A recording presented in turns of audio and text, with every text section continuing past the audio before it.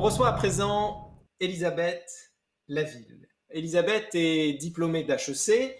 Elle a créé l'agence Utopie en 1993. C'est la première agence de conseil sur le développement durable des entreprises. C'est aussi l'importatrice du label Bicorp en France, label que vous connaissez certainement. C'est un mouvement qu'elle porte aujourd'hui pour une centaine d'entreprises en France, dont d'ailleurs Brightness, qui est à l'origine de Boma dans l'Hexagone. Et elle est aussi l'auteur du best-seller L'entreprise verte. Son dernier ouvrage, qui est paru en 2019, a pour titre Les marques gagnantes, tout un programme. Je pense que Elisabeth est avec nous. Bonjour Elisabeth, est-ce que tu es là? Bonjour Michel, je Comment suis vas-tu? Ça parfaitement va? là. Ça va très bien. Super. Le livre s'appelle Les marques positives, pas les marques gagnantes, mais c'est un petit Ah, détail. pardon, erreur Ça de ma part. m'apprendra, j'avais qu'à te l'envoyer. Elisabeth, la crise du Covid, est-ce que cette crise est en train de dessiner un nouveau monde? Alors, on a beaucoup parlé du nouveau monde, mais un nouveau monde, pour être plus précis, qui est plus local et notamment avec un nouveau rapport au territoire. On a vu que de toute façon, la période qu'on vient de traverser avec le confinement, etc., nous a contraints à nous relocaliser, si je puis dire déjà, à titre individuel. On a été contraints au télétravail, donc à rester un peu chez nous, en tout cas avoir un rapport différent au territoire, au déplacement, etc. On a été contraints au confinement, non seulement dans nos maisons, mais dans nos quartiers, puisqu'on ne pouvait pas s'en éloigner beaucoup. De même que on a été contraints à des moyens de mobilité plus douces au moment du déconfinement, et de même que on est, pour une partie d'entre nous, en tout cas, contraints, et ça peut finir par être joyeux, mais aux vacances de proximité cet été. Donc tout ça est une bonne chose pour le climat, mais c'est vrai que on sort de cette première phase entre guillemets de la crise avec une accélération du point de bascule vers des mouvements du local ou une relocalisation, on va en reparler, qui avait déjà le vent en poupe avant la crise, hein, notamment les circuits courts, le goût pour les produits locaux, etc. Ce qu'on a vu pendant la crise factuellement, c'est que les chaînes d'approvisionnement très mondialisées étaient sous tension par définition, puisque la crise était partout, et qu'on a eu des pénuries, ou des craintes de pénurie d'ailleurs, pas juste sur les masques et les gels, et que on a vu aussi que tout le monde s'est mobilisé pour soutenir les commerçants, les bars, les restaurants locaux, notamment avec des plateformes, les producteurs locaux, avec des plateformes de vente directe ou d'achat direct aux producteurs. Et on a vu aussi que les attentes des Français envers le gouvernement à la sortie du confinement étaient très orientées, comme tu le disais, sur un monde plus local, en gros, avec des attentes au-dessus de 90% sur l'autonomie agricole de la France, la relocalisation des entreprises industrielles, y compris sur certains secteurs, genre les produits pharmaceutiques, etc. Donc, nous, on milite beaucoup chez Utopie pour ce qu'on appelle une relance par le local. Et clairement, les citoyens, en tout cas, citoyens consommateurs, semblent prêts pour ça. Et on a vu aussi quelques initiatives de ville. Je pense à la ville de Cannes qui, au premier jour du déconfinement, a lancé toute une campagne qui s'appelait Cannes repart, dont les slogans dans cette campagne étaient « Soutenons nos commerçants, relocalisons nos achats ». Donc on voit dans la lignée, même chose d'initiatives pendant le confinement, d'achat direct aux producteurs locaux, etc., de soutien aux commerçants locaux. Donc effectivement, pour toutes ces raisons-là aussi, parce que encore une fois, avec le télétravail, on a la possibilité, plus qu'avant peut-être, de rester dans, j'en sais rien, des maisons plus à la campagne, en tout cas moins en ville. Donc ça va aussi changer notre rapport à la ville, hein, clairement, notre rapport à la ruralité, notre rapport au lien entre les deux. Voilà, donc oui, je pense qu'on est à l'aube de changements importants sur ce sujet-là, à nouveau qui étaient en germe avant et qui vont juste, je pense, s'accélérer suite à la crise. Elisabeth, petit point technique, on t'entend mal avec ton micro. Est-ce que tu peux te rapprocher un tout petit peu de ton Ah, tout micro? à fait. Je vais faire comme Voilà, ceci. Est-ce que c'est mieux comme voilà, ça? ça sera C'est mieux beaucoup comme ça? mieux. Absolument. D'accord. Ok. Absolument. Pour aller un cran plus loin, Ouais. tu l'as dit d'ailleurs, les politiques, les entreprises, les citoyens, on a pris conscience à la fois de la Mm. nécessité de se relocaliser, mais en même temps, on le fait. Et on le fait au travers de notre production et de notre consommation. Mais est-ce que tu penses que c'est possible, compte tenu de la force actuelle de la mondialisation? Est-ce que c'est quelque chose de réaliste? Est-ce que c'est pas utopique d'ailleurs, pour reprendre Alors, euh, ouais, que tu connais, que tu aimes bien? on a beaucoup vu pendant la crise, ça relève pas mal parfois de l'idéologie, c'est-à-dire qu'il y a les tenants du tout mondialisation et les tenants du tout relocalisation. Et effectivement, on a l'impression que les uns et les autres sont dans une espèce de truc très très lointain et quasi impossible. Malheureusement, le tout mondialisation semblant plutôt dominant aujourd'hui. Ce qui est sûr, c'est que on voit, comme d'ailleurs après la crise de 2008, ça démonte un peu l'idée qu'on peut avoir une économie nationale sans usine. Et on revient à ces sujets de il faut réindustrialiser, relocaliser, avant tout d'ailleurs pour créer des emplois. Parce que quand on a une crise économique, il n'y a pas que la nécessité de faire face aux pénuries possibles, mais il y a aussi le fait qu'on est en crise économique, il va falloir recréer des emplois. Et cette crise particulièrement qu'on vient de traverser, qu'on traverse, a pointé aussi les fragilités de notre modèle industriel, de notre modèle agricole, et a montré en fait notre dépendance à la mondialisation. Donc c'est logique que les tenants de la relocalisation se soient dit c'est bien le signe qu'il faut relocaliser. Et c'est vrai, mais la relocalisation, comme on est dans une économie très mondialisée, c'est un travail de titan qui est hyper long, hyper complexe, pas toujours très efficace quand on essaie de le faire.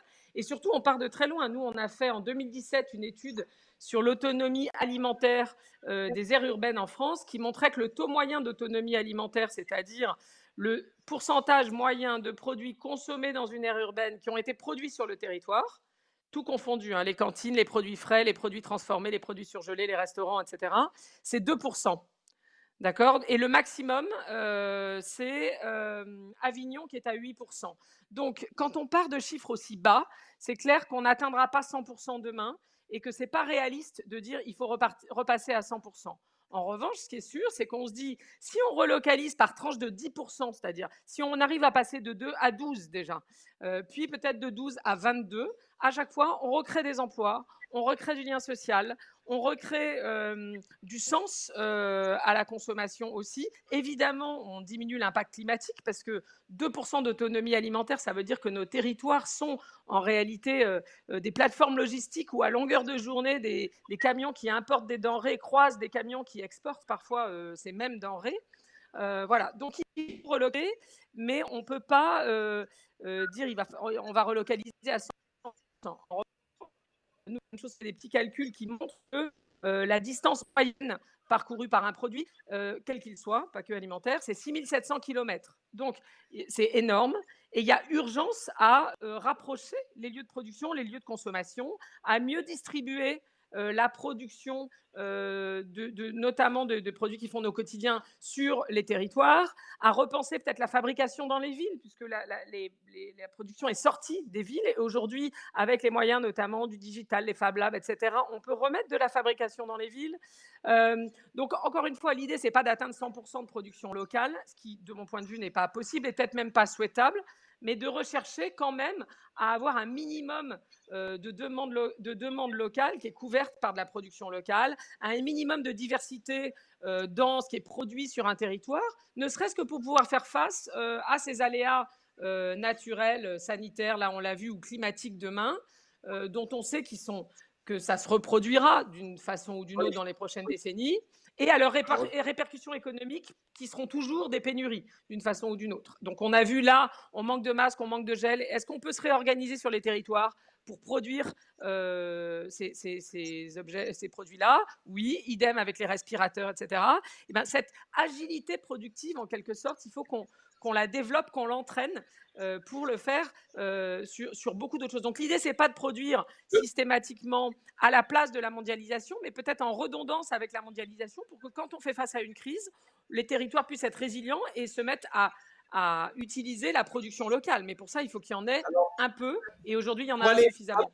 concrètement sur la question, parce qu'on a on a plusieurs remarques d'ailleurs sur le chat de Bruno Sanchez qui dit le pari du local ne renvoie-t-il pas à celui de la décentralisation pourtant, Oui, bien sûr. aujourd'hui, on est fondé, oui, mais pourtant notre modèle aujourd'hui, notamment basé sur l'urbain et l'hypercité, empêche finalement cette décentralisation. Ouais. Concrètement, comment est-ce que tu vois l'évolution à l'échelle française et européenne? Comment concrètement on fait pour aller vers ce modèle que tu décris? Alors concrètement, il y a des pistes de travail. Typiquement, si on parle de l'autonomie alimentaire, pour passer de 2% à 12%, puis peut-être à 22% en 5 ou 10 ans, on peut travailler, nous on pousse beaucoup chez Utopie le travail sur ce qu'on appelle les fuites économiques. C'est-à-dire qu'on regarde sur un territoire, et je vais prendre un exemple qui est le Nord-Pas-de-Calais, parce qu'on a fait le calcul récemment pour la Voie du Nord.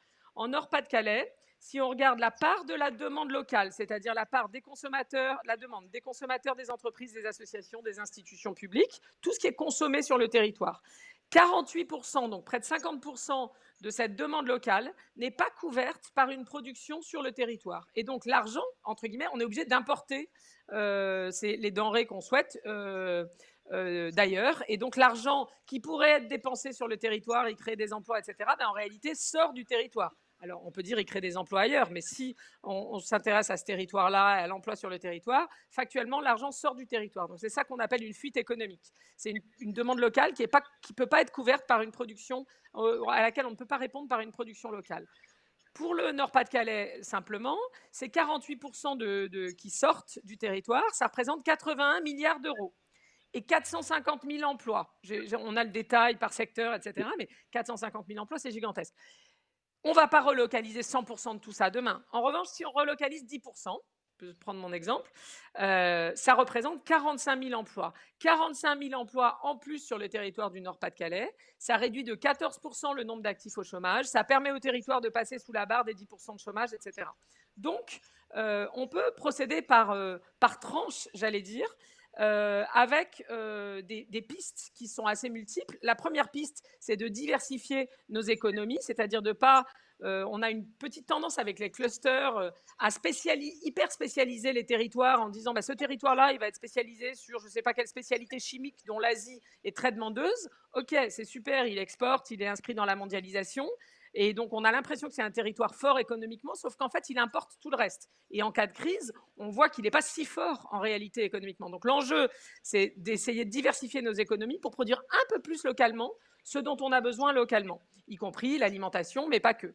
Nous, on a mené des études qui montrent que le dynamisme de l'économie locale, la diversité de l'économie locale, ça explique un tiers de la prospérité en gros d'un territoire. En réalité, un tiers des écarts de prospérité entre les territoires. Et on n'a pas aujourd'hui un tiers des budgets de développement économique qui vont au développement de l'économie locale. Les territoires essaient beaucoup d'attirer des habitants, d'attirer des sièges sociaux de grands groupes d'autres territoires, d'attirer les touristes, d'accord, mais assez peu de développer l'économie de l'intérieur. C'est un peu ce que j'évoquais tout à l'heure par l'idée de relance par le local. Donc, Alors, pour faire ça, il faut... Ouais, vas-y. Pardon, je t'interrompais parce que je voudrais qu'on aille encore un cran plus loin. Il y a une excellente question de Julien Goyon sur le chat qui dit mais il faut être réaliste, notamment sur la question de la relocalisation, parce qu'il y a un coût associé. Le citoyen veut sans doute plus de local, mais le consommateur est-il prêt à payer la différence? D'abord, est-ce que c'est vrai? Est-ce qu'il y a un coût supplémentaire?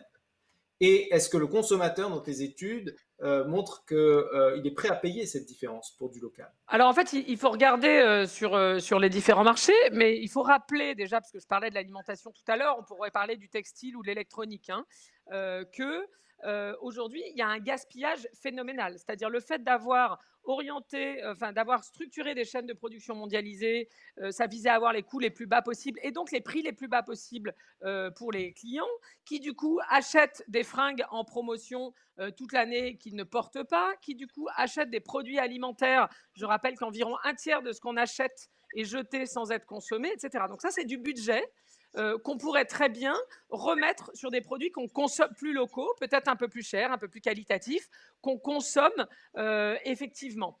Donc en termes de budget global, c'est pas complètement évident qu'on soit plus cher. Donc ça, c'est extrêmement important. Par ailleurs, je vais prendre un exemple. Aujourd'hui, vous avez, d'ailleurs, c'est assez symbolique, il y a une jeune entreprise qui s'appelle La Mémère, qui est une marque de glace bio faite chez les producteurs laitiers, avec les producteurs laitiers, qui a été de manière amusante créée par Arnaud Montebourg, l'ancien ministre du redressement productif. Donc, il s'agit bien de servir l'industrie du pays.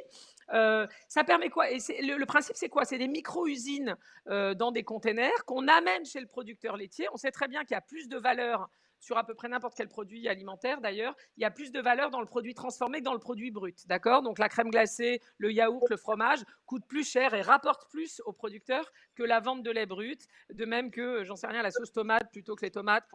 Donc l'idée, c'est d'aider. C'est pour ça d'ailleurs que dans le commerce équitable sur le café dans les pays du Sud, on essaie au maximum non pas juste d'acheter le café aux petits producteurs locaux, mais d'essayer de maintenir des étapes de transformation sur place parce qu'il y a plus de valeur pour eux. Donc là, c'est la même logique. Simplement, aujourd'hui, avec le digital notamment, on a les moyens de créer ces micro-usines de production et de les amener, voire de les déplacer en fait.